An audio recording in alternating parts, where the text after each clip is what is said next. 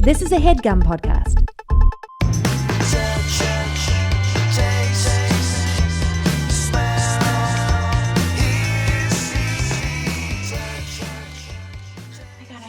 Linda Lavin's memorial today.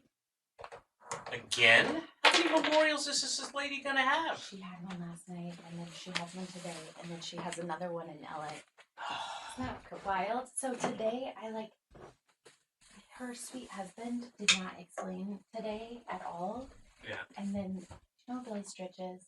Wait, I've heard the name. It's like a famous piano player. He played for Liza Minnelli. Okay. Anyways, he was like, do you know that said something about Monday? And I was like, what? I was like, what do you mean on Monday? Oh, that's why we had to do it earlier. Yes, thank you. Her memorial isn't until 1 o'clock, but Linda Lavin fucks me again. How many, even in death, this woman. Sweet Linda Lavin. Oh. But anyways, they won't, I have to do sound check. And sound they check? Won't. For a memorial?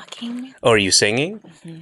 What are you singing? I'm singing the Alice Chim theme Chim Cheree. song. Which one? The Alice theme song. It's like, it was actually like really hard to get through because it was her song, you know what I mean? And then I was like, that's really do it like her. That seems.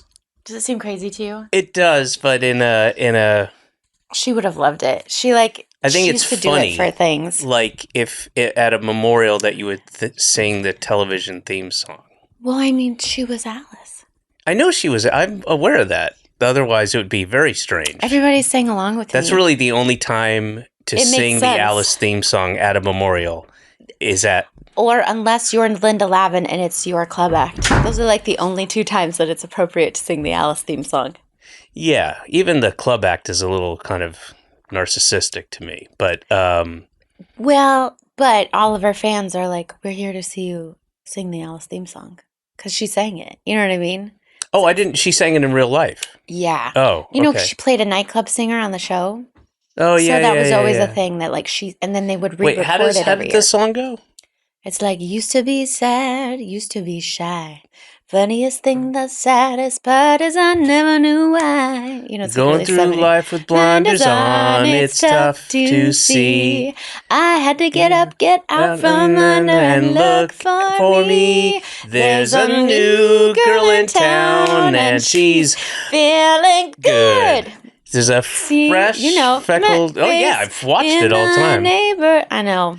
Because there were a couple shows that my sister and I, the sister I'm closest with. Wait, the one that I met? Yes, yeah. Yes. Who is a Broadway aficionado? Awesome. And so there was Good Times, and Alice kind of spoke to our situation where her dad had left, and my mom, all of a sudden, with no real skills, had to, do all the things. Do all the things, and we had kind of the same relationship with our mom, who was, progressive and liberal minded. Not that she's political in any way, but brought us up with those values, and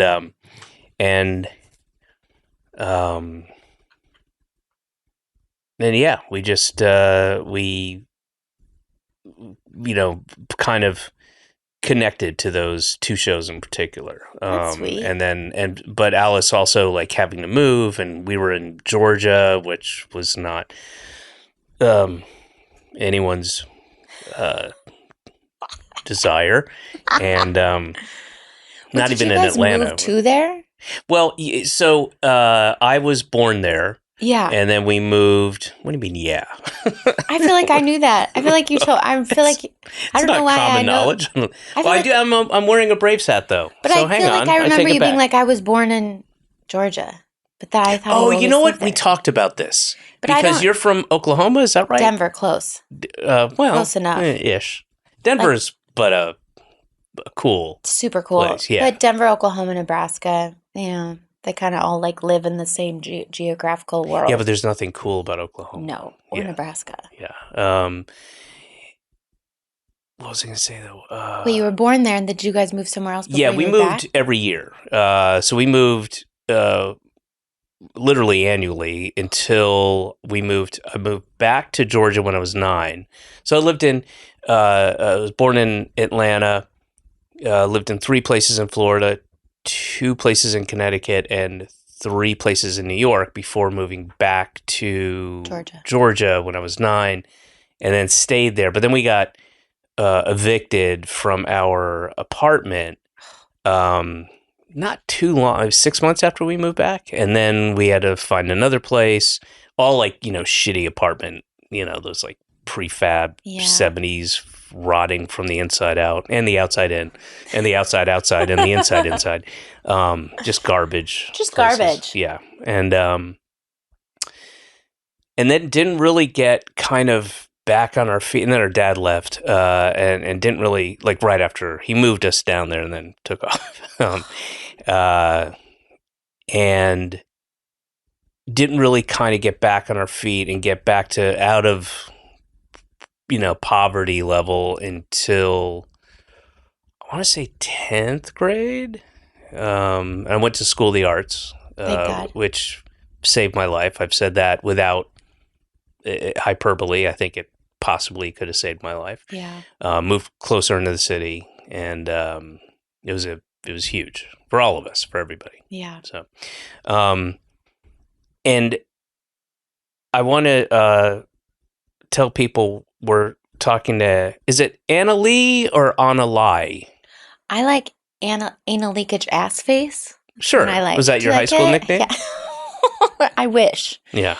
I just think that would have made things more fun. Anal leakage ass face. That's what my best friend calls me. My best friend Craig, when we were in college, he was like, I'm going to call you anal. Anal leakage ass face. Isn't that a good one? So it's a very good one.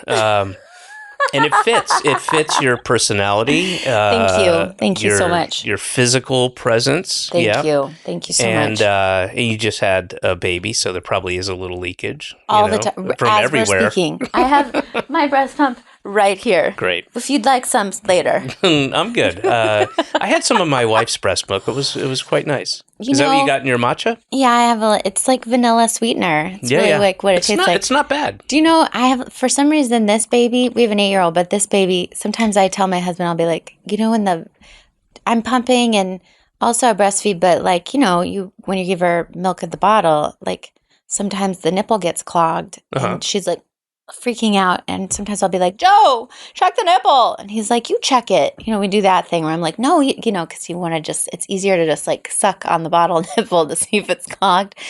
But this baby, I'm like, I'm not doing it. You do it. I make him check. For some reason, I don't see what the big deal about checking is. I don't want to taste my own milk. Is it a second kid thing? I only have the one, but it was never an issue. I don't know what it is. This time I'm like, I don't want to taste my breast milk this time around, which is still it's delightful. I see. Yeah, I don't know what the problem is for me this time. But it's like off-putting to me, which it shouldn't be. It's my own breast milk, but there's something about it where I'm like, I don't want to taste my own breast milk. But maybe it's not good. Maybe because you don't have much to go on. How many other women's breast milk have you tasted? Unfortunately, only my own. Yeah, see, maybe it's not that good. Maybe. And you're kind of now coming to that understanding, and it's off-putting to you, not the physical act of it, but just like, this is nasty. This is like in an apocalyptic movie when they go and they find they're so excited, they're like, there's an underground shed and there's like some canned food, from like 48. Are you caught up? I am, yes. Okay, are you thinking of that? No. I was. I went right there. But you know what I did have last night for the, I think, first time ever? Zombie dreams. And they weren't that scary. It was more about, I had to do this thing. I had to get out of this place. And it's because we watched 2 episodes back to back. Of my course. wife and I. But yeah, never had zombie dreams before. What kind of zombies were they? They were like, they weren't the whatever the infected things with the. They look like they look flowers. They look like canker sores, but they were just like, they were more like people. Classic zombie. more classic zombie, but not like arm falling off kind of thing. More like 28 Days Later kind of zombie. Great. Yeah. And which I find physically more attractive, just in a biological sense. Me too. If I was going to procreate. I mean, with the zombie. The 28 Day Later zombie. For sure. I do not. Not the Walking Dead zombies. No way. Or no way to the Cankersaur. No, zombies. Last of Us. No. How about I'm not going to ruin anything. How about in The Last of Us, the gigantic monster versions? Yeah, there's a name for that version. They have a name? The gigantic Cankersaur ones. Yeah. Or it's like a cold sore, more like a right before when it's peaking. I like that you saw a peaking cold sore and I saw a flower. Yeah. I don't know what that means. It means I will have a greater chance of survival should that scenario play out. You'll be like, they lost Annaleigh Jazz face. Oh, man. Annaleigh Ashford. My middle name's Amanda. It's too much. That's AAA. Oh, it's exhausting. Yeah. Annaleigh Amanda Ashford. So was there a story behind your parents giving you the AAA? Well, I don't think the AAA was thought out very much. Mm-hmm. But my mom was supposed to be named Annalie, and at the last second, they named her Holly. And I think Annalie came from my great-grandpa Clark's mom. She was like Annabelle, and then somehow Annalie, like in the 60s, was maybe a kind of a thing. An improvement? An improvement upon Annabelle. Like Annabelle is like a lot. Annabelle sounds like the ingenue in a book about pirates or something. Totally. Yeah.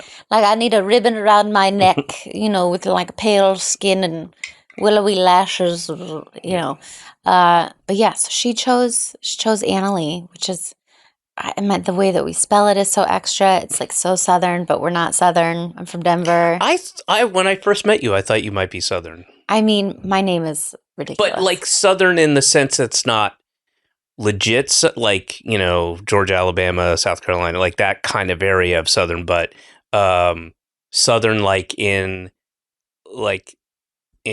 Oklahoma, they're kind of Southern adjacent, but not really, or Arkansas. You know what I mean? Yeah. Well, I grew up in a Southern Baptist church, which was like sort of fascinating. That was 90% of everybody where I was growing up. Yeah. Oh my God. Southern of course. Baptist, yeah. Also, I do pinch of Pentecostal.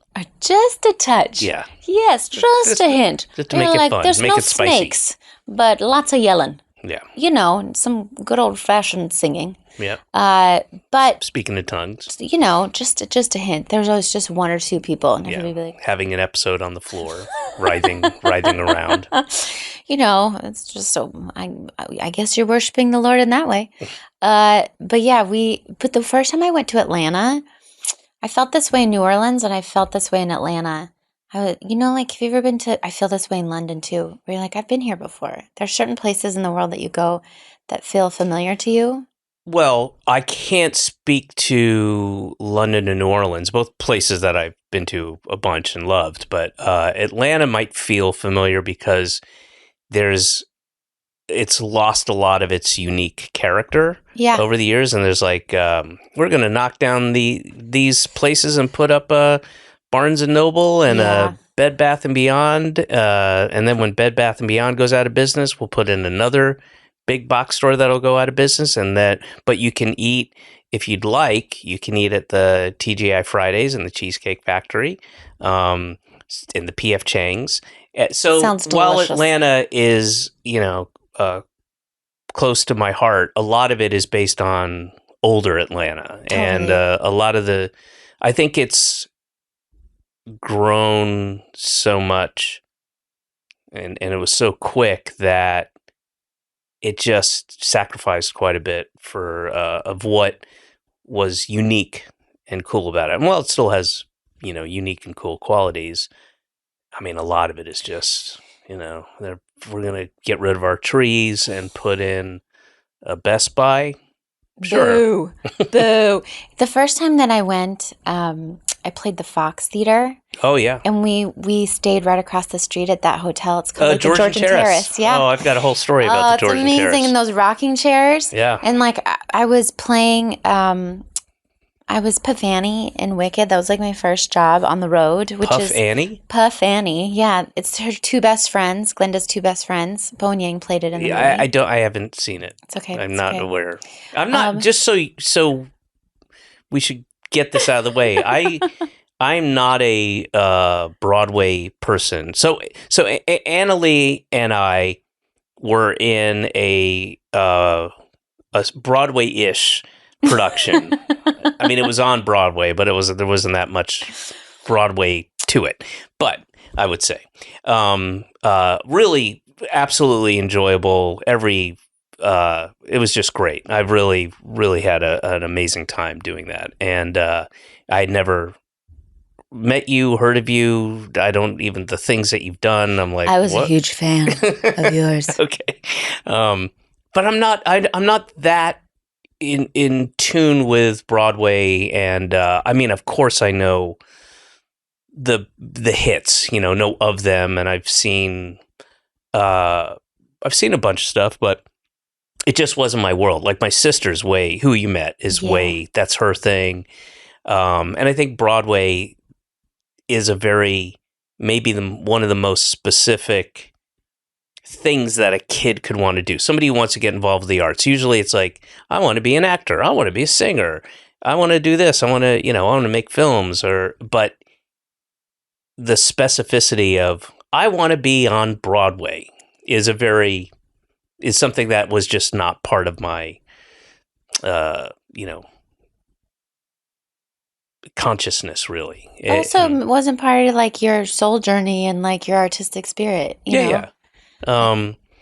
My artistic spirit, I was able to capture, and it's in a teeny tiny little cage in my basement. But do you open it up every once in a while and sniff it in? I feed it. You feed it? Yeah. What's it look like? Does it look like a kinker store or a flower?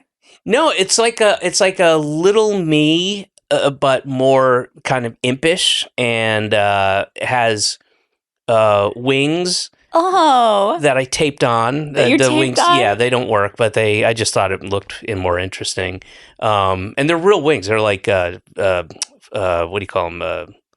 What's the one with the 4 wings?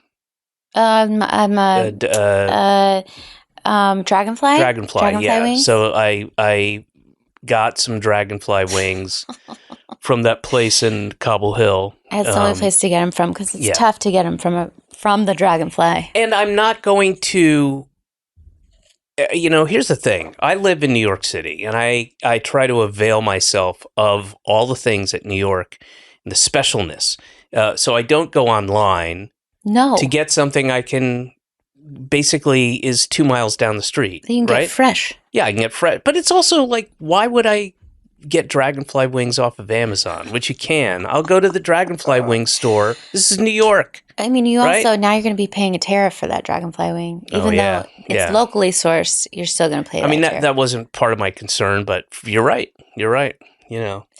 I'm really happy for you that your creative spirit has artistic wings. Mine is wearing a sequin muumuu and a bad wig. That's really what mine is. Oh, that's what your creative spirit. Oh, where is your creative spirit? She's currently in my jewelry drawer. Okay. Yeah, she's just chilling there with some cheap bad jewelry. It's very apropos. Now you pronounce.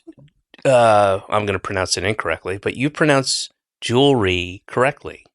How do you say it? I say jewelry. Jewelry. And you say jewelry. I'm giving you all the syllables. You give it 2 syllables, and I give it 3. Yeah, I give that kind of southern kind of. Yeah. I know it comes out every once in a while. A little bit. Yeah, me too. And I'm not from the South. I know that's a crazy thing. Your spirit. You seem southern in spirit. I know. Well, seriously your name, though, your face. Very. My roots. I've got I give you a sensible, rooty blonde. Feels very southern to me, Sure. But that feeling though, have you ever been to like a place where you get off the plane and you're like, I feel like I've been here before. I feel like another lifetime. Yes. Well, not the lifetime part, but the I think because I travel So much? I mean, so much and pretty constantly. There's a lot of like, have I been here before? Like Yeah. I was in just a couple weeks ago. I was in Brussels, and I sent some. I was talking to my wife, and I was like, "Hey, last time I was in tour in Belgium, was that in Brussels? Where was that?" And she's like, "No, I think it was Bruges." And I was like, "Oh, okay," because this looks familiar, but I don't know if I've been here or not. And you get that a lot, Yeah. all over Canada, the States, whatever. Have I been? And sometimes I'll ask the audience, "Have I been here before?" And because you're kind of in and out in Yeah. 36 hours, and Isn't that a crazy way to see a city? yeah. Like there have been, I'm sure a million times where you've been like, oh, I wasn't even here for 24 hours. And somebody says, you've been to wherever, Edmonton? And you were like, yes, but I actually couldn't tell you what it looks like. Is that the place where there's like lots of forest and then a big building and there's a cross at the air, you're The answer is no. Yes, no. I was just in Edmonton, and it's not. Is Edmonton kind of lush though? I think I was there in the fall. Edmonton Listen, I'm is doing pretty it right now. flat. It's in What am I the mixing kind it of with? central western part, I think. Because I think I went east to west, so I think that was after Winnipeg. I've been to Winnipeg. And Edmonton is north. Yes. North. Yeah, I think it's like north, some kind of between central and west. Got it. Okay. Like a little before you get to Calgary. Winnipeg has like a really cute little town in their downtown, right? Yeah. Okay. Well, Winnipeg is it's seen better days. Yes, that's for sure. Totally. But Edmonton is more. I think it's like tar sands, oil field before you get into the cattle ranching part of Canada. I don't know which city I'm thinking of that's lush. See, I'm doing that thing where you're like, Vancouver is extremely lush, super lush. It wasn't Vancouver. I mean, I just spent like 4 months in Vancouver, which was great. Vancouver's beautiful. Do you like Vancouver or Toronto? Which do you like better to work in? I like both of them, but if I had to choose one to live in, I would live in Toronto. I think I would too, because you're closer to New York. Then you get home. Even if that wasn't a consideration, I mean, all those places in Canada are great. I love Montreal. I love Toronto. Even Ontario's kind of got some cool shit to it. I forget. I lived in Montreal for like 9 months. I was a clown for Cirque du Soleil, and I completely forget. Of course you were. How would I'm like, what's Montreal? Oh, I lived there for like 9 months. I love Montreal. I need to go do a do-over because I had such like an extreme experience. The campus of Cirque du Soleil is like 45 minutes outside of the city, and it's very nationalist and like very extreme. And well, yeah, that Quebecois kind of separatist thing is. And my French is terrible, and I was like, their French is terrible. What do you mean? What? I was in a costume fitting, and everybody kept going, what? What? What? And I was like, what does way mean? And somebody was like, yes. And I was like, we? Yeah, they're even French people, not even French people, particularly French people or people from France who speak. It's a dialect thing, same language, same words, but you can't understand half of it.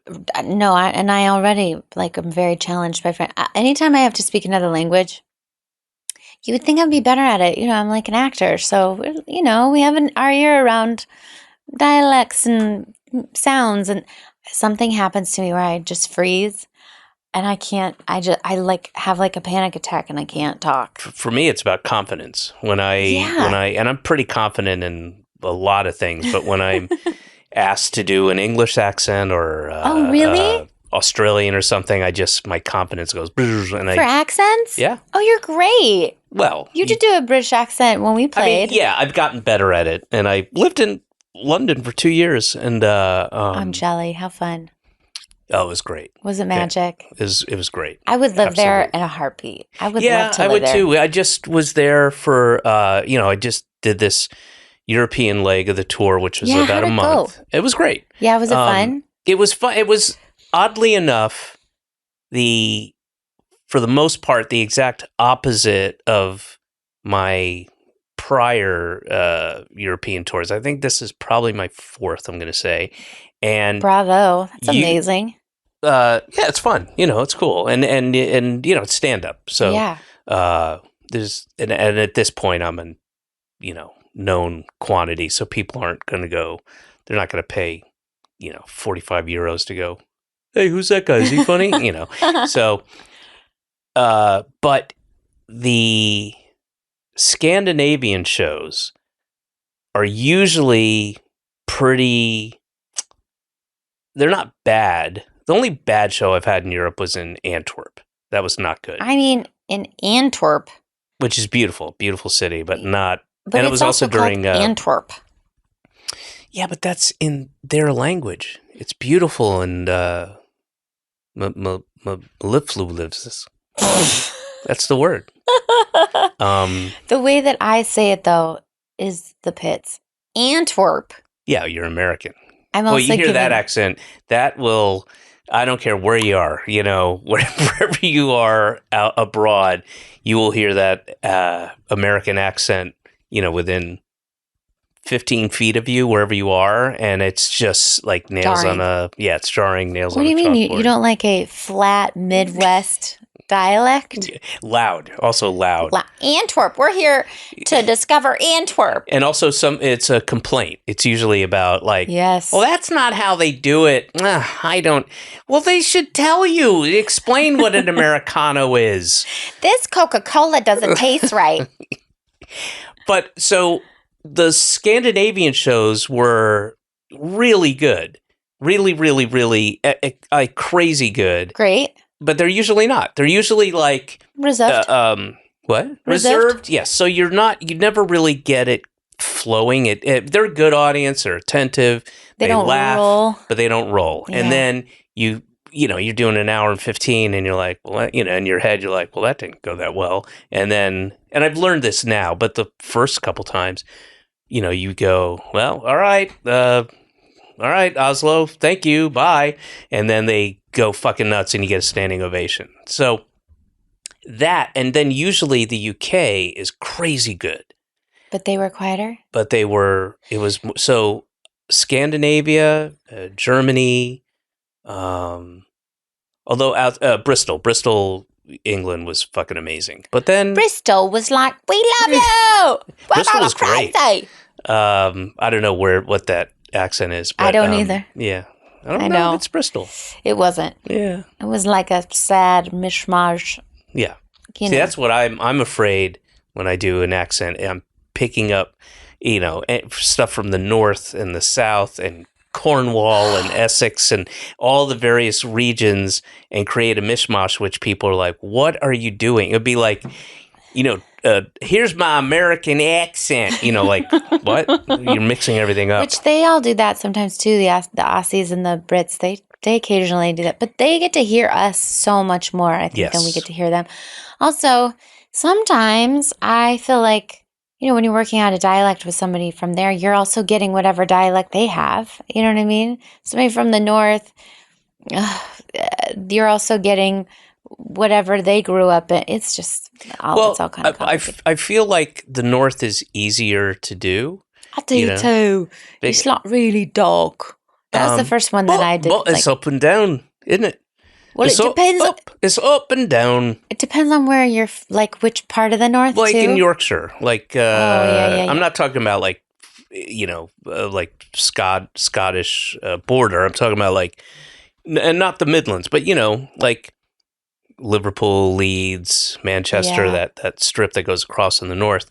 Because my relatives were from Leeds, and my family. I found this out when I got dual citizenship. You have dual citizenship? Yeah. Oh my God, that's goes back amazing. Generations, Leeds. I assumed, and this is just, I don't know, a dumb assumption I made, that my family probably only went back to like couple generations in Leeds because I just assumed everybody came over from Russia or Eastern Europe, escaping the pogroms or whatever and settled in England. But they go way, way back, like Really? way farther than I expected. Like, at least up to great grandmother. That's amazing. Which is shocking to me. How'd you figure it out? I didn't. There's a because I wanted to get dual citizenship for a while because it would just make travel because I was always going back and forth, and I did these shows over there, so there's a lot of back and forth, and except I'm estranged from my dad who is from Leeds, and I didn't want to contact him, and the only way I could facilitate this was to get his birth certificate or a copy or something, and I wasn't gonna, he's just a piece of shit, and he probably wouldn't do it anyway, but wouldn't let whatever. So eventually somebody said, use this service. They're out of Edinburgh, and they're really good. And it was like $2,000 all in. Great. And they said, I talked to them, several times. We had Zooms and stuff. And they're like, and I explained the situation. They're like, okay, if you can get us a copy of your parents' marriage certificate, I think we'll have enough to go on. Amazing. And they're all like, this is what they do. They're like detective genealogy type thing. So I got them a copy of my birth certificate and my mom's, which my mom had, a marriage certificate, and sent it to them. And then, it was, it was some searching database stuff, and now in this, with the technology we have, I'm sure they've amassed all this stuff. So they were able to get it. And like, honestly, 2 weeks later, they're like, okay, we figured it out. And they sent me this thing. They got my grandparents' birth certificates, which means that I know, because they had the grandparents on there. Yeah. So my great grandmother, they were all born in Royal Hospital in Leeds. Amazing. And, do you get pictures too? Of what? Like, did you get pictures of anybody, or do you have? Oh no, it's not like a service. It's not like finding your roots type thing. But could you find them at all? I mean, like that's how it. Did you look anybody up? I just got names. Yeah. Abe and Anne. Abe and Anne were my grandparents, my dad's mom and dad, and then their mom and dads were, I can't remember, but I had an Auntie Pearlie. Annie Esther. Oh, and they talk like this. Oh, up and down, David. Oh, look at him. Up and down, up and down. I remember that. So you met him. Oh, yeah. I met you met Auntie Pearlie. Auntie Pearlie and Auntie Esther. Oh, look at him. And Rosie. Oh, yeah. So I had a lot of the... So I can kind of do like a northern, You've got it in your body. You've got it in your genes, darling. I do. Well, look at my shitty teeth. I have terrible teeth. I'm super British too. My grandma was adopted. Mm-hmm. On my mom's side, she was. We didn't know anything about her birth mom or her dad. And then when my mom did like Ancestry.com or 23andMe, she came back like almost completely British. Like, so British. And then Ashford is there's an Ashford castle in Ireland, and then there's a town in England called Ashford. It's just like and there's Ashford British. And Simpson. Them too. Yeah, they're both from England, right? Absolutely, absolutely. I mean, they would have to be. I mean, of course. And, and Simpson was Ashford sounds very regal. Yes, but we also know that surnames, especially back then, were given kind of without a whole lot of thought. So obviously your ancestors, you're not too far back, were able to shore up a kind of a fence or something with ash. With ash. Yeah. And You that's know. what they did. Just a little ash. Yeah. I just like to say ash like this. Who doesn't? Yeah. No, You everybody know? does. Yeah. I would love to do one of those, like, is it called Find Your Roots? Is that the show on PBS? Yeah. Yeah, that'd be I would interesting. love to do Find Your Roots, but I would rather have them do it because I don't think I have the skill set to find my roots. And I think that would be a boring show anyway. So what I would like to do is have them find my Just roots find and then your present roots. it to me in like a book form, like almost like a beautiful book. beautiful book that maybe was Bound. like a 10th grade class project. I Yeah. love a 10th grade class Who project. doesn't? I wonder what they do class projects like in 10th grade now, because now they have so many things that we didn't. Like, do you still get sheet protectors? I mean, The our what? kids, like, remember sheet protectors in a binder, like, that you would Oh. put your projects in? You'd be like, well, it's due. It's the end of the semester. I need to put my project in sheet protectors. I don't even remember having backpacks until I was like, I'm serious. I mean, I'm sure we did, but I don't remember having like all the You kids. blocked it out. I mean, I guess we had backpacks, but how else would we get our shit to school? But you go to the locker, you get your locker Remember for that the was year, such a big deal when you got a locker Oh, for the first yeah. time? You were like, I'm getting a locker next year. and it made you feel like, oh yeah, An I'm putting adult. stuff in my locker. Yeah, and hang on, guys, I got to go to my locker.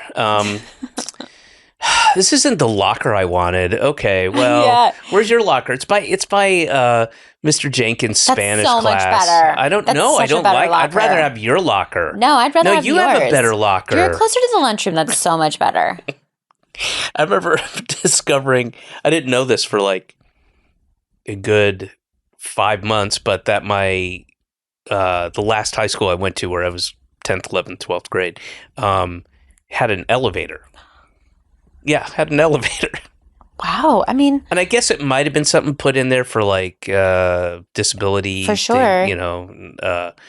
But yeah, I didn't even realize there was an elevator. ours was all one level. Ours was a ranch style. Mm, Our mm, high school is a ranch style. mm.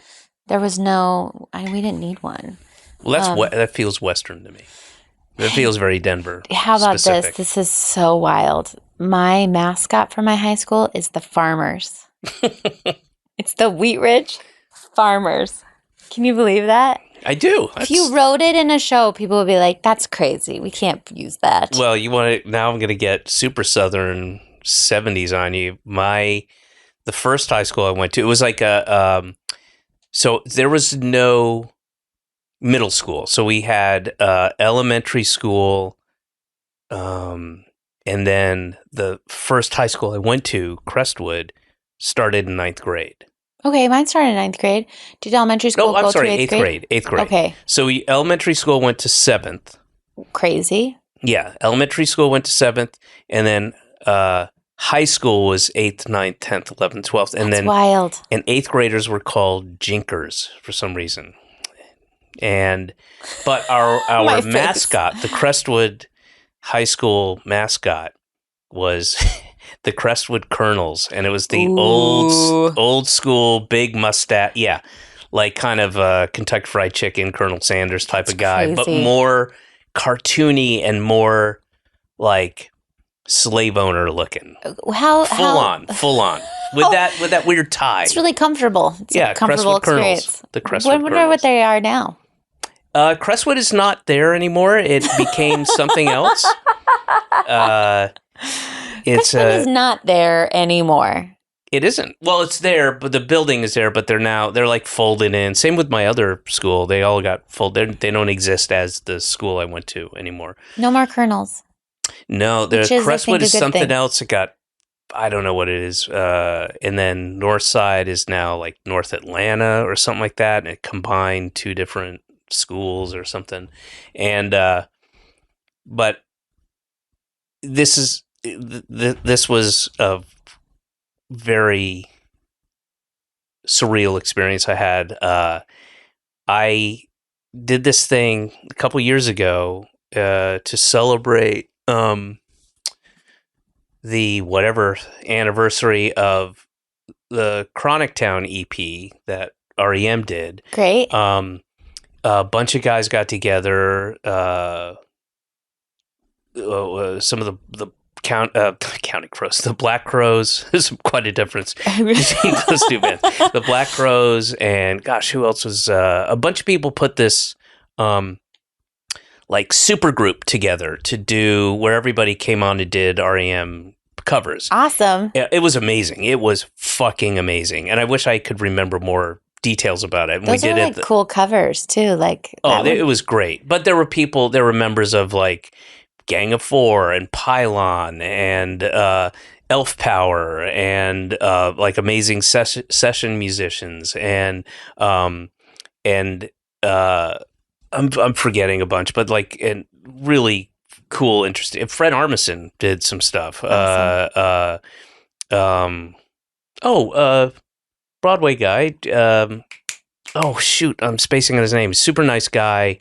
Gay. I know that's crazy. John Cameron Mitchell. Great. That's cool. And oh gosh, who? I mean, just Darius Rucker. Awesome. Country guys. Like anyway, it was just this killer lineup that switched around. And Peter Buck and Mike Mills were part of it. Awesome. So and also some of the guys from Young Fresh Fellows and all just like this. It was amazing. They did a 40-watt in Athens as like a warm up show, and then we did Atlanta at some big theater in by Truist Park, and then live streamed it. It was all to raise money. Cool. It was a benefit. And I was posting it, emceeing whatever. And so Peter Buck. So I got to Athens and just from the hotel to the stage door at 40 Watt is like 5 blocks tops. But one of those massive southern storms, right? So by the time I got from my hotel to there, I'm just soaking wet. Great. And 40 Watt's pretty old, and it's tight space. And I'm in like I walk in the door and I'm trying to get a laminate, and Peter Buck's there, who I've met before, but very briefly. Not we never like hung out or anything like that. And I'm soaking wet, and I just want to get in, get a towel, get my laminate and whatever. And he's like, "Hey, David, I can't remember how he brought it up, but here's some crazy news." Or he didn't say crazy. It was like, he basically, as I was trying, and I wanted to hear it, I wanted to talk, how cool, he's a hero, Yeah. but I really want to get a towel. And he told me that he and I were in Crestwood. He was in the first class in Crestwood. He's a couple of years older, not much. And we were at the school at the same time. You were colonels at the same time. We were colonels. You were colonels together. Thought to think that, to say that. You were a colonel You're too. a colonel too. Oh my God, that's amazing. And yeah, it was pretty cool. It was really cool. You should be like, did you have a colonel letter jacket? Do you still have it? You know what? There was a embarrassing little bit of peer pressure where I actually bought a high school jacket, and I didn't have any money. Like, I spent money, and I went to maybe 2 or 3 football games, like trying to be a part socially, because we were out in the fucking woods, and I didn't have a good time. That was not a good part of my life, and but I tried. I think I sold donuts, trying to school spirit. You're like, raise money for the go colonels. Would you like a donut? Yeah. And I bought a dumb, high school jacket or whatever. And it was, I think you should wear it in life. That would be a great, well, 1, I have no idea where it is. 2, I don't think it'll fit me. Why not? Do you think, I thought you were going to say it's look how fat I got. You look great. Come on, you look great, look baby. at this dad belly fat. No, you look fantastic. All right. Well, thank you. Okay, I'm taking a right turn, but I'm so curious. Oh, I'm so sorry. You look fantastic as well. Oh, shit. Thank you. Thank you so much. I'm bloated, and I always I was going to say, I thought you had another on the way. It's always my favorite. Sometimes people, when I was not pregnant, occasionally people would like I'd have on like the wrong moo and people would be like, "What are you expecting?" Well, you know what the wrong moo is? Any moo. You're wrong. Moo are magic. No. But my grandma, my grandma was like one of the funniest people that I've spent a lot of time with funny people in my life, but she's like one of the funniest people I've ever known. She would get asked a lot if she was expecting, and she would just say yes. She'd just be like, yeah, we're just so happy to be having another, because it was like, it's like really uncomfortable and really like heartbreaking for people when they say that to you and you go, no, I'm not expecting. You just told me that I look bloated or fat. You are handed on a silver platter the ability to make somebody feel shitty without, when it's not really that big a deal. Yeah. And they should have more tact. Totally. And you have you've been given a coupon to make somebody feel shitty without you feeling shitty for making them feel shitty. For sure. How many opportunities in life do you get that? You feel shitty too when somebody says it to you. You're like, oh man. I mean, for me, usually it's like, oh, I'm having a case of SIBO right now. We just need to, treat my gut microbiome. I'm very bloated. I'm not going to be in that position, so I can't. It's easy for me to say that. It might be a painful, humiliating thing to hear, but all the more reason to go, no, I'm not. Why? What makes you ask that question? And just put them on the spot. Just keep them going. Yeah. But there is... Oh my God, no, I'm so... I just thought you thought what? What is it? What? Tell me. I thought because it was probably the way that, you know what it is? It's the light. It's the way the light is, like if you turn this way, it's not so much. Now I see. Now, no, okay. I'm what? I meant your body is, my body's what? I'm really enjoying this lassie. This lassie was my favorite part of the day. It's probably like true example of me avoiding conflict and being a people pleaser, that I would rather just be like, yes, we're so happy to be having another one. Doing a couple months. Fuck that. It is, though. It's so uncomfortable when somebody says it to you. I'm sure. Yeah. You're like, oh my God. And then you're like, I just have to pee or maybe fart. Yeah. It's really what's happening. But okay, I want to know. So maybe that's your. No. Thank you so much for asking and inquiring. I just have to fart. In fact, if you could cup your hands and open your mouth, I'd appreciate it. My grandma, actually, that's something that she would have said too. My grandma loved farts. She was a really funny farter and thought farts were funny, and that everybody should think farts. How is she a funny farter?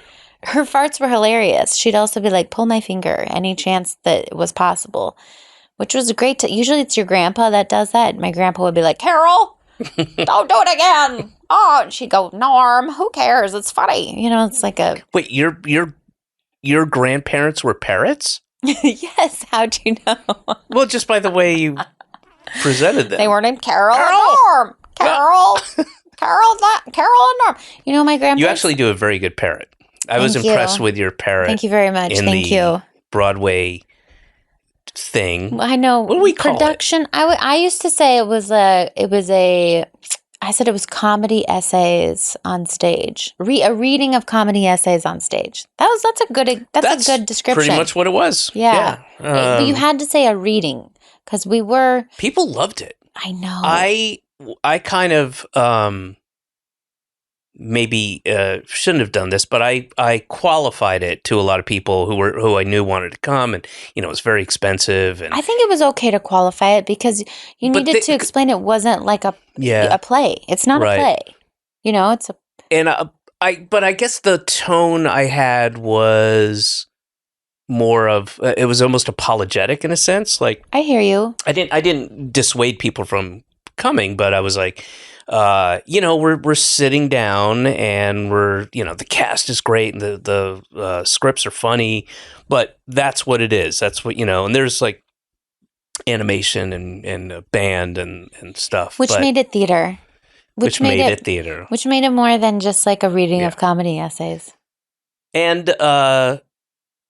and it was directed, and it was directed well. Like that was a thing that was really cool about it, that it all made sense. But I didn't want people to be disappointed. Like, you're not going to see War Horse or We're not doing Wicked. Uncle Vanya. Yeah, we're not. It's not. What was that? The really theatrical one. The boy who mistook his dog for a thing or whatever. The Curious Incident The of the Curious Dog in the Incident of the Nighttime. Dog. Yeah, at nighttime, which had some really cool theatrical stuff to it. Or War Horse, or But I fucking cried at that. At War Horse? Yeah, Yeah, because it's a beautiful but I mean, piece of theater. it's amazing. I was blown away that you can see the people operating it. But you still believe it. But the scene where I saw it in London too, where I think it originated, original folks. The scene where the horse gets caught in the barbed wire during the war, I was like, I was tearing up, like, and it's amazing that you can get transported like that, and you can see the people operating it. But I was still like, come on, War Horse, I did the same thing on a ride at Disney World. Like it's a reminder. When you watch your kids play, That's different. I think it's sort of the same. It's not. It's storytelling. It's letting when you watch your little kid play, Yeah. and how they just like completely abandon themselves to their imagination. There's something like there's not very many spaces you can do that as an adult, where your brain just sort of like lets go of reality. And in a theater, you do that. Like you kind of Sure. like get quiet, even more than you do like in a film, because like Oh, good. film and TV, you don't have to use your imagination as much. Yeah, good theater.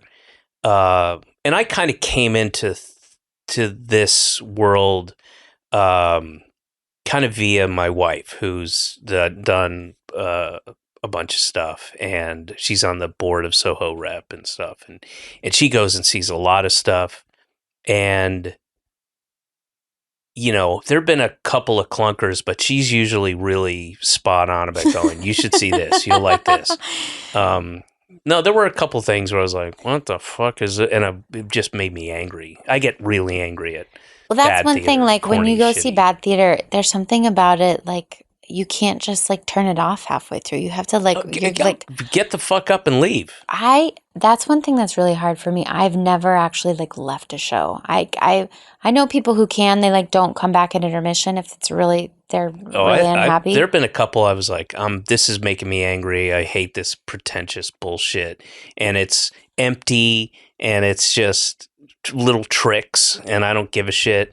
Not a lot, but again, because of Amber, my success rate has been phenomenal, because I don't see she sees 10 times as much as I do, but she'll go, you got to see this, you got to see that, and almost all, like A Strange Loop, fucking blew me away. And I'm not a musical guy. I'm not. I kind of go into those with a little bit of skepticism, and but holy shit, that thing! And Michael R. Jackson is going to be here coming, I think, on Wednesday. Awesome. Where he's doing the podcast, and he's awesome. I met him after the show, but Strange Loop was just, it's art. It's art, and I was telling everybody I knew who also kind of share my reluctance to go to the theater unless something is musicals.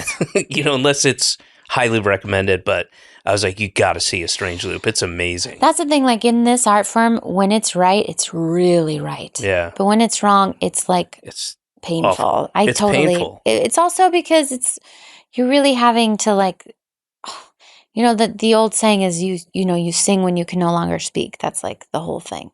So the stakes have to be super high. You also have to create. Wait, you sing when you no longer. When you can't speak, you sing. So what is that? Oh, meaning if you don't have anything to say, you start singing. More than that, like it's a crutch. Or It's a crutch if it's not made well. right. But if it's made well, it's like you can't with words express what you need to express, so you have to sing it. So it's not a negative; it's a positive. It's a positive when it's done right. Right. Like that's the origins of it. Well, that explains Grease, the musical. There's so much about like Grease is the word. Like you can't say that. You have to sing it. I get to what you're saying totally. Summer Lovin', they couldn't really explain it with just a story. They had to sing that story. Yes, right. I get it. But like in every musical too, there should be an I Want song. So like a great example that, like, have you seen Little Mermaid? That's literally the thing that went through my head when you said that. Have I seen Little Mermaid? I have an 8-year-old daughter. I have seen Little Mermaid 117 times. So like she has an I Want song right at the beginning. I want to be where the people are. That's what she wants. I love how she has a really advanced vocabulary, but there are certain words she's like, oh, what do you call them? Shoes? Well, because she's not a human. She can't remember what they're called. She doesn't wear them. They're from the human world. Feet. What do you call them? But she has all these other words. What is she? I got gizzards. What does she say? Oh, got gizmos and da plenty. I got who's it's and what's it's galore. You want thingamabobs? I got 20. But who cares? No big deal. I want more. I know the best. Oh, just give me a little taste of that. I want to be where the people are. I mean, Jodie Benson, nothing better. Also, but your inflection is perfect. People are. I want to see them dancing. That is spot on. I know, I've listened to it. That is a really good impression. 1 gazillion times. Yeah. I mean, I tried to sing like her when I was younger. It's like, you want to be like a Disney princess. That's one thing like I would love to. Now I've aged out of the princess roles. But if I could just be some weird mom or aunt or Sunset now Boulevard. I'm a villain. How about Sunset Boulevard? Sunset Boulevard. Right? You're aged out of princess by getting into Sunset Boulevard is a Disney movie. That's a. But I really like in a Disney cartoon. I'm more into I'm your evil stepmother land, where I get a song where I get to sing like this. Here you come. Annalie, I mean this sincerely. Do you think, because you're really, really funny, and you're funny, just in person, and then when we did that show, you were fucking awesome. With multiple, different things spanning a wide range. But do you think your singing voice might have hampered your, because your singing voice is so good, did it hamper your becoming like more of a comic actress or something? I would say in the, what's a weird part of my career is that people usually think of me for whatever they saw me in last, which is sort of a compliment because... Oh, that's the only way I know you, because I've never seen... What? You were in Wicked? No, you were in what? I was in... You won a Tony, for fuck's sake. I won a Tony for a show called You Can't Take It With You. Do you know that play at all? Is that Moss Hart? Yeah. Hoffman? Yeah. It's like I don't know it, but I know of it. Beautiful play. It's like a classic comedy. Mm-hmm. And I played a ballerina. Really, though, this girl who was terrible at dancing but thought she was good. Mm-hmm. Her name is Essie. And that's Broadway in a nutshell, isn't it? I mean, hey. But my whole thing was that I wanted her to not know that she was bad. So the equivalent would be, when somebody gets up to do karaoke and at the beginning you're like, oh, I think they're good. And then they're terrible. But it starts out with like... Yeah, I know exactly what you mean. There's a hero. When you look inside your heart, you don't have to be afraid of what you are. Do you know what I mean? Just a or even flat. Not so much tone, but they're like overcompensating by doing. Yeah. You have to be afraid of what you are. But she started out good. Yeah. There's a hero. You know, if you start out good. I know exactly what you're talking about. So I tried to do that physically with my dancing. So I would do like a perfect leap, but like my foot would be sickled and a little bit like not right. And my hands were like pretty, but not right. Like everything was just a little off. I was on point shoes, but like I wasn't all the way up on my boxes. Did you get any grief from people with palsy? It wasn't like that. It was more like ballet dancers. It was like a crack baby.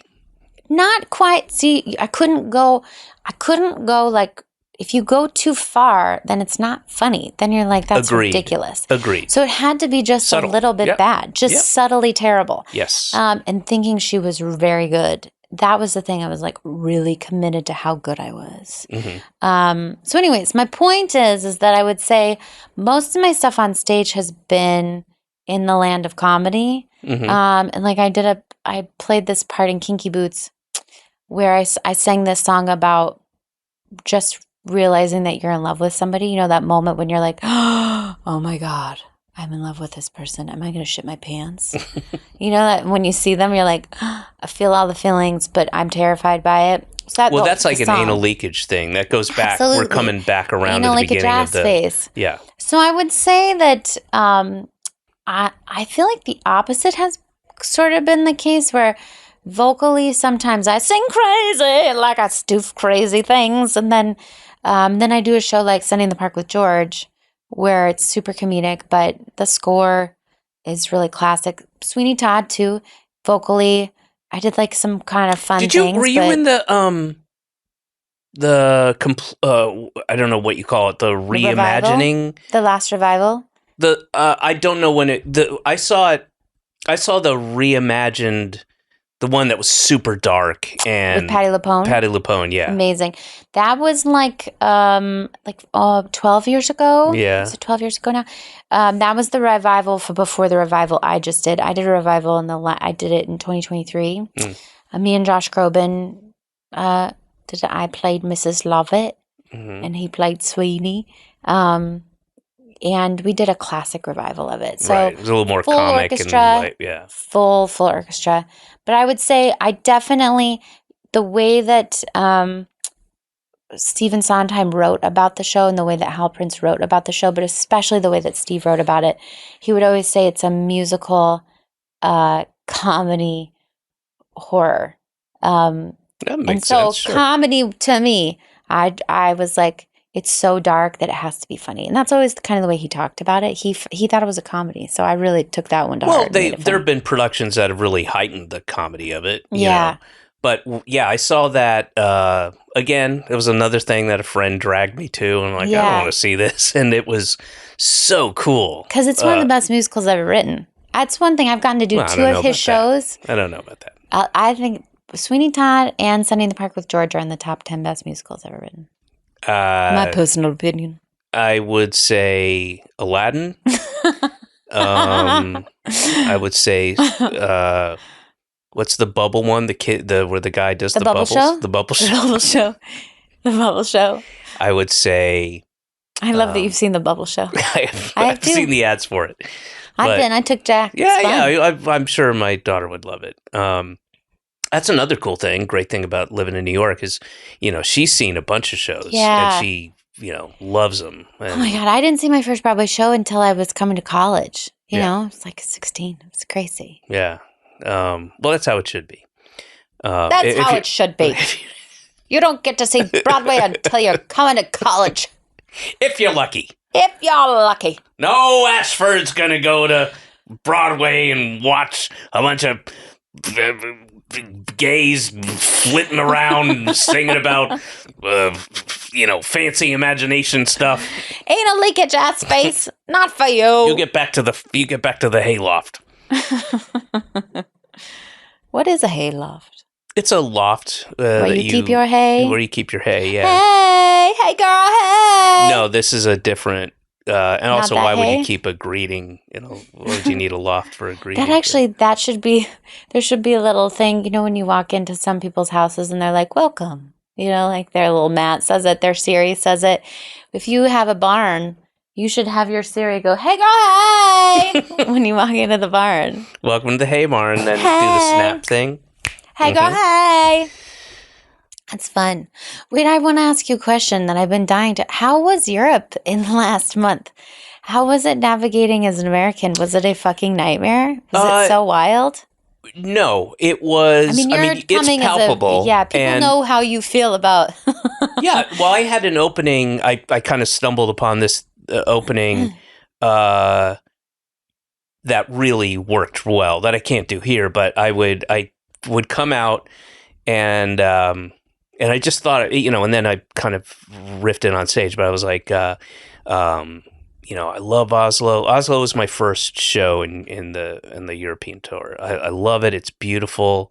And I love this city. I've, been here a number of times. Love this country. How much you want for it? What do you want? $1 million? It's great. Million?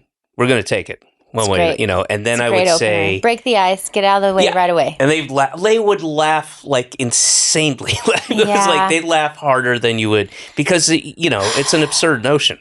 And then I would say, I want to get this out of the way. I want to talk about something briefly. I just want to acknowledge it, and then we can move on.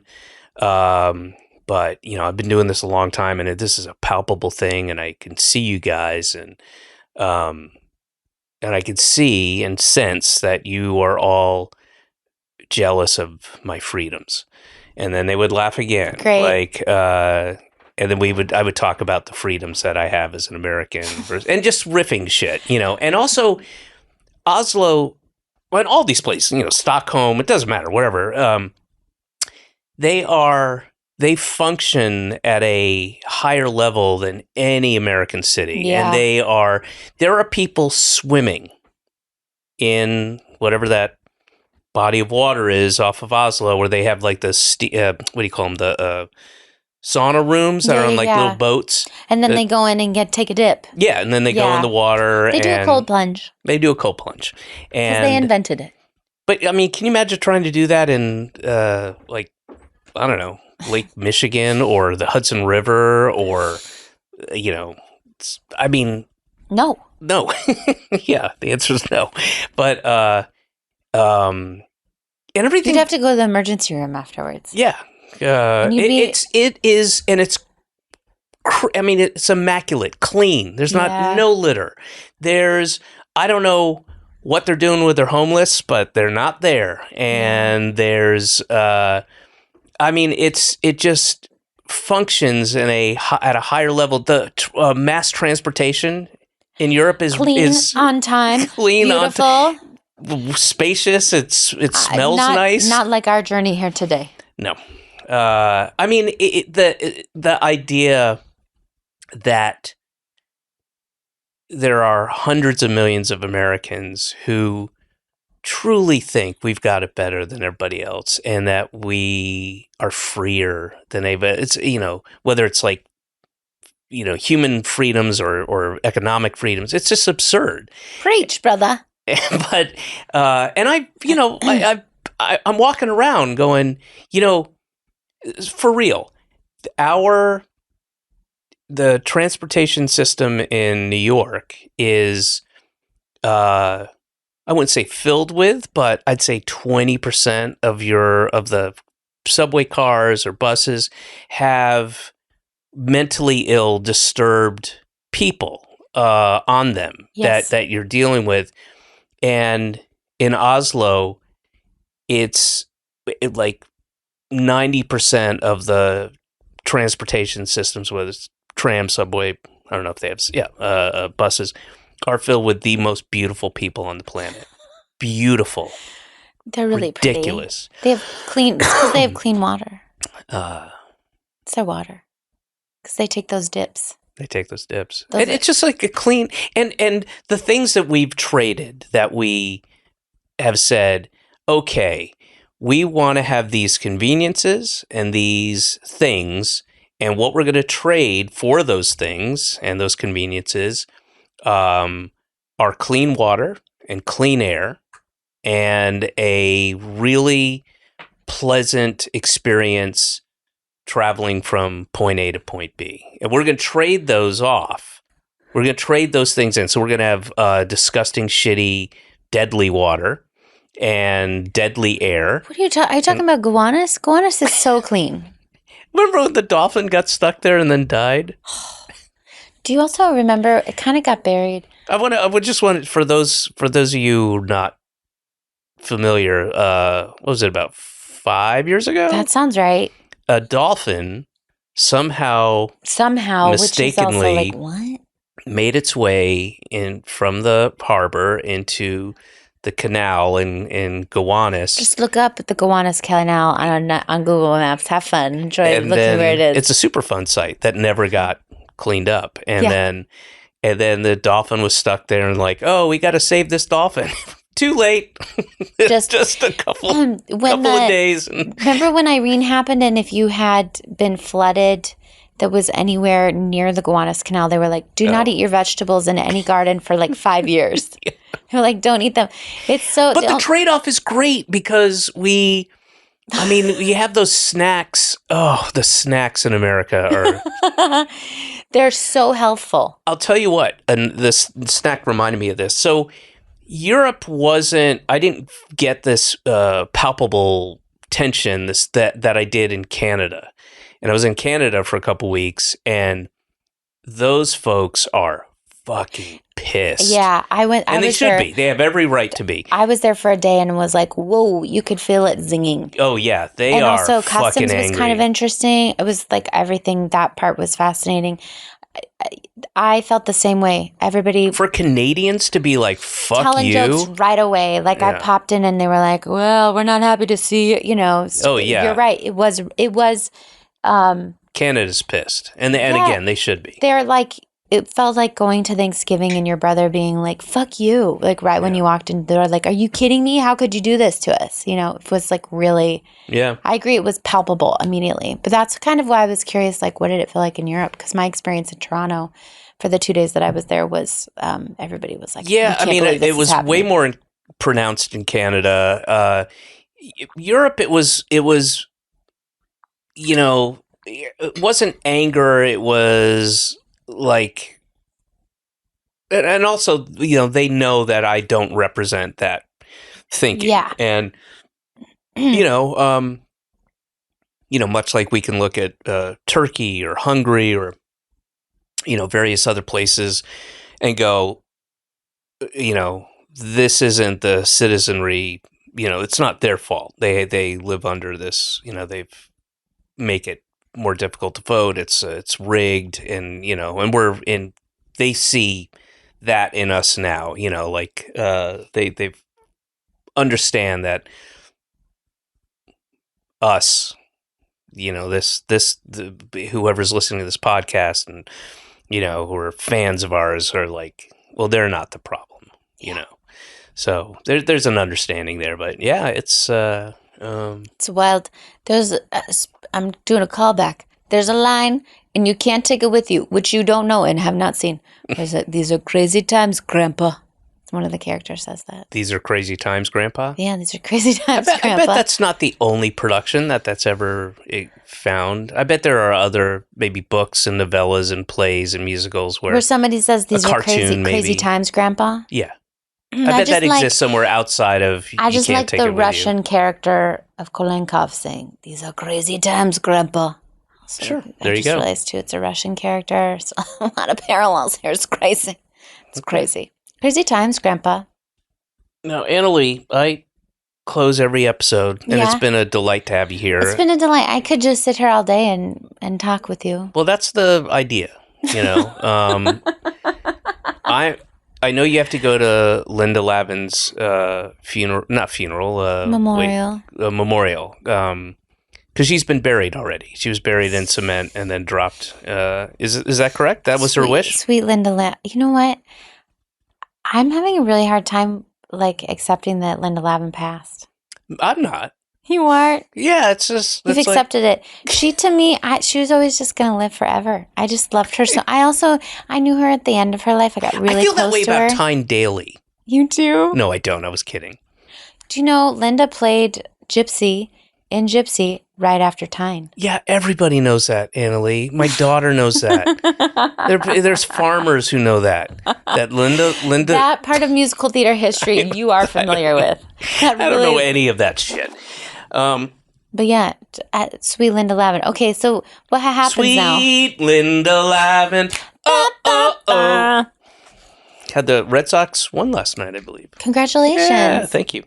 Do you root for them? I do. Oh, good for you. Oh, yeah. No, Red Sox and Braves. What? Both anti-Yankee. I'm Very with much you on so. that. My husband's a Cardinals fan, so I'm automatically.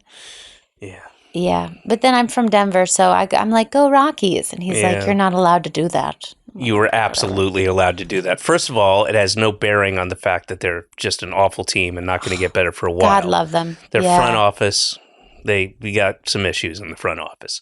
Beautiful park. Love that park. Are you talking about the Rockies? Yeah. Colorado Rockies. Because I know the Cardinals are not having their best moment as well. No, but they're historically on a better.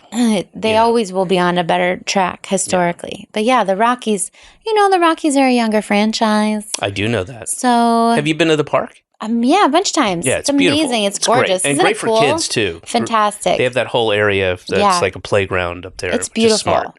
I love the stadium. It's great. What was I going to say though? Baseball, Red Sox. My daughter decided to mess with me last night. We were in this sports bar we were upstate, just her and I, and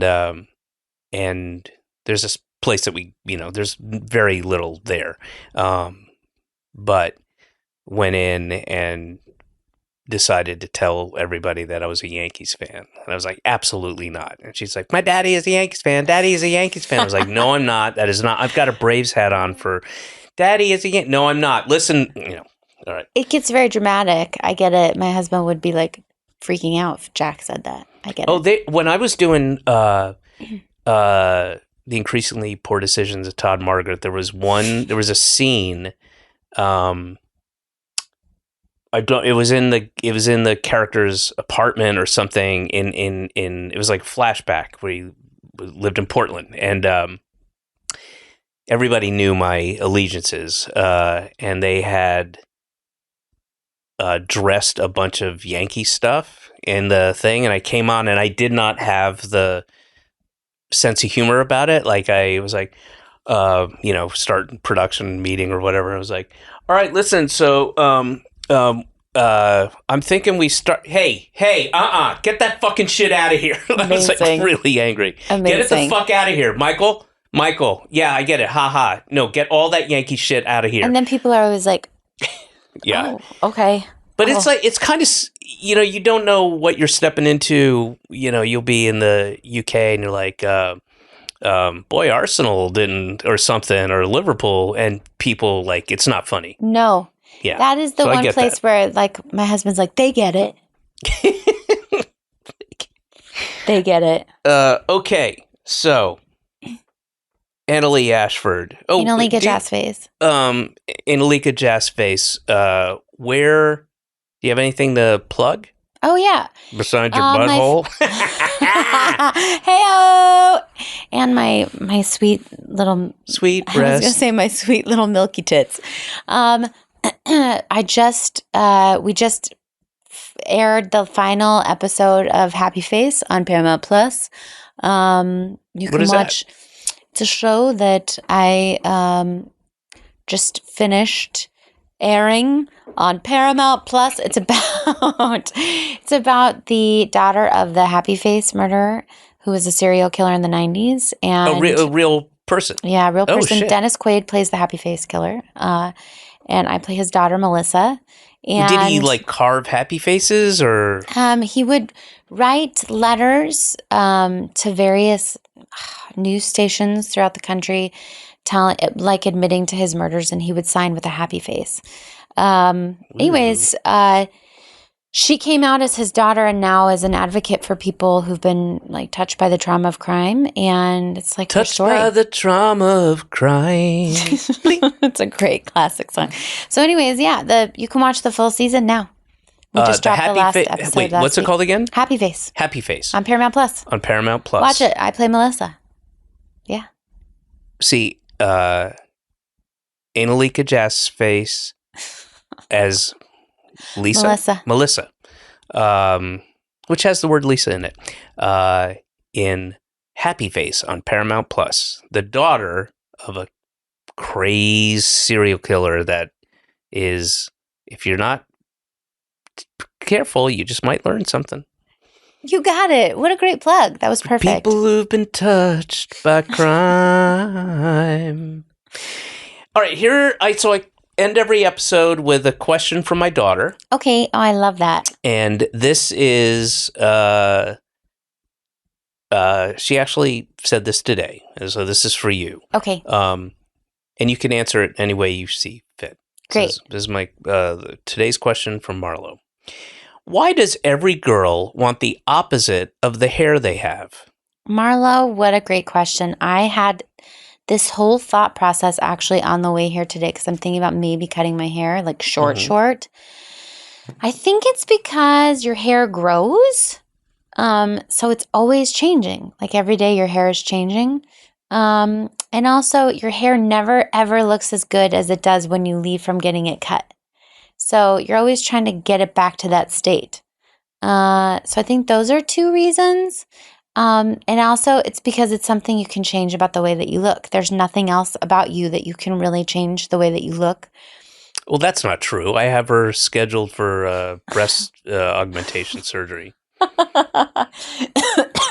put it in the books. You're like, when she turns 18, she will go to Dr. Lavin on the Upper East Side, and she will get the augmentation that I have designed. We put money away. It was a college fund. We moved it. Yes, we moved the funds into. Especially during when the tariff stuff happened and the trade wars. Color, you were just like contact changing lenses, tattoo on the underneath the upper part of the lip. My little sister got that. She's like, oh, it's the one thing I regret. Poor Carolyn. Nobody sees it. But what does it say? It says like bang with an exclamation point. She's gonna listen to this too and be like, why'd you tell people? Out there. I know. She's so smart and so cool. And that one, nobody sees it. But yeah, I would say going back to your hair, it's like something you can change. Like, dudes, you can change your hair and your facial hair. Like, you can't change anything else on you by like a tattoo, like takes a long time. And I mean, a tattoo you can but you can't change it back. Your hair, it grows back. You can change it back. You dye it a crazy color, you can dye it back. You can shave it. You can cut it. But I think the key word, and I don't want to editorialize in this, it's not my place. I try not to do that. But I think the key word is opposite. Why does every girl want the opposite? Okay. This is a different kind of like question than what I was initially thinking. If it's more about the opposite of it, it's like, what is it about you that you don't like or don't love or want to change? And I would say, I don't always think, Marla, what is it about? Do you want opposite hair than your hair? Or do you think girls just want the opposite of their hair? I don't know if I want the opposite, just sometimes I want something different. So that's a bigger question. All right, well, I'll get you on the phone with her. And, also, smarty pants. What a smarty pants. She's a smart, She was sweet brushing girl. her hair this morning, and she was like, "Oh, it's getting kind of long." And we're like, "Yeah, it is getting kind of long," because she had to cut, not Called too 3 long months ago, probably. Yeah. And then she said, "Why does every girl want the opposite of the hair they have?" I'm like, that's a good podcast question. That's really sweet. Yeah. So she gets a quarter. She gets a quarter. For every podcast question, she gets a quarter because she's earned it and she gets a piece. She has a little piece of the show. So I pay her for that. I don't normally pay her to do like chores or anything like that. Some extra things outside of that. But I feel like if she's contributing to this thing that, then she should. I make over, I want to say $260 an episode. She gets a writing credit. Absolutely not. Come on. That's bullshit. All right. This was a treat. I have to pee my pants. Yeah. That was a Headgum podcast.